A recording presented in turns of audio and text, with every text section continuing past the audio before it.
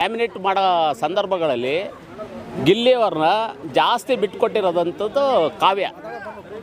ಆಮೇಲೆ ಇನ್ನೊಂದು ಗಿಲ್ಲಿಯವರು ಆ ಎಮ್ಮನ್ನ ಇಲ್ಲಿ ಗಂಟೆ ಬಿಟ್ಕೊಟ್ಟೇ ಇಲ್ಲ. ಆಮೇಲೆ ಇನ್ನೊಂದು ಅಶ್ವಿನಿ ಗೌಡ, ಆ ಎಮ್ಮ ಇದು ಫಿಸಿಕಲ್ಲು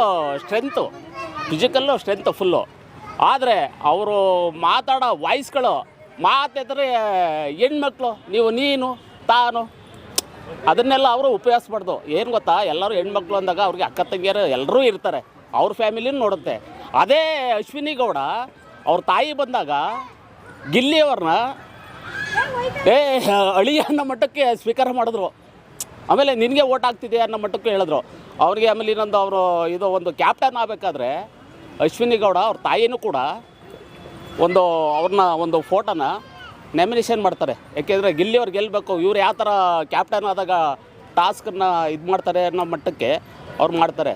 ಅಂದರೆ ಧ್ರುವಂತ ಏನು ಅಂತಂದರೆ ಆ ರಕ್ಷಿತಾ ಪಾಪ ಅವರು ಒಂದು 24 ಏಜ್ ಆಗಿರ್ಬೋದು, ಬಟ್ ಅಂದರೆ ಇನ್ನೊಂದು ಆದರೆ ಮೆಂಟಲಿ ಚೆನ್ನಾಗೈತೆ ಅವ್ರಿಗೆ ರಕ್ಷಿತಾ.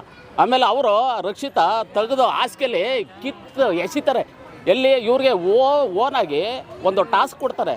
ಏನಂತ ಇವ್ರನ್ನ ಏನೋ ಒಂದು ಹೊರಗಡೆ ಕಳಿಸೋರೆ ಅನ್ನೋ ಮಟ್ಟಕ್ಕೆ ತಿಳ್ಕೊಂಡಿರ್ತಾರೆ. ಇವರು ಈ ಜಾಗದಲ್ಲಿ ತಿಳ್ಕೊಂಡಿರ್ತಾರೆ, ಬಟ್ ಅವರು ಅಲ್ಲಿ ಕೂತ್ಕೊಂಡು ಅವರೇ ಟಾಸ್ಕ್ ಕೊಡ್ತಾ ಇರ್ತಾರೆ.